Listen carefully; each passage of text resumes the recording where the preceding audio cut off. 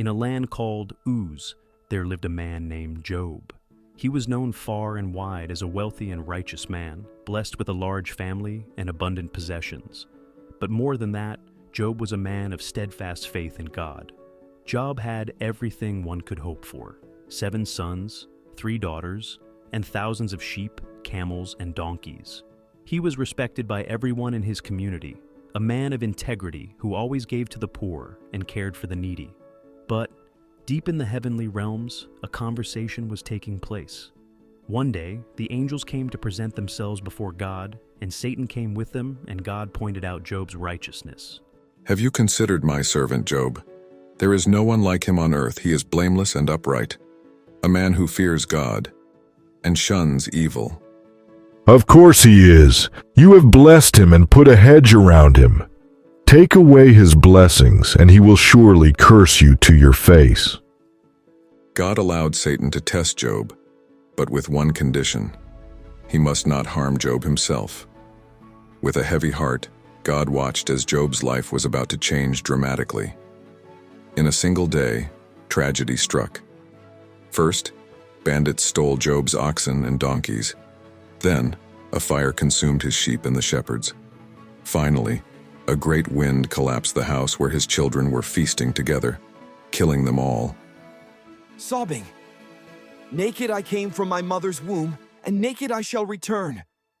The Lord gave, and the Lord has taken away. Blessed be the name of the Lord. Job's friends, Eliphaz, Bildad, and Zophar, came to comfort him. They sat in silence for 7 days, overwhelmed by his grief. But soon, their conversations turned from comfort to speculation. Job, surely you must have sinned. God doesn't bring such suffering without reason. But Job insisted on his innocence. He knew in his heart that he had done nothing to deserve such suffering. I wish I could understand why this is happening. Why does God allow the righteous to suffer while the wicked prosper? Job cried out for answers, yearning to plead his case before God. His friends offered their flawed wisdom, but Job found no solace in their words. Days turned into weeks, and Job wrestled with his thoughts. In his anguish, he spoke honestly with God, expressing his pain and confusion. Finally, God answered, not with explanations, but with questions. Where were you when I laid the foundations of the earth? Can you send lightning or command the morning? To understand the reason for his suffering, he could trust in God's wisdom and greatness. I spoke of things I did not understand. I repent in dust and ashes. God restored Job's fortunes and blessed him with even more than he had before. He received double the amount of livestock, and his family surrounded him once again. Job lived a long, full life, witnessing 4 generations of his family. His story teaches us about faith in times of suffering and the profound mystery of God's plans.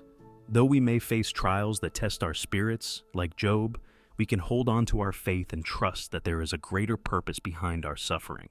Blessed be the name of the Lord.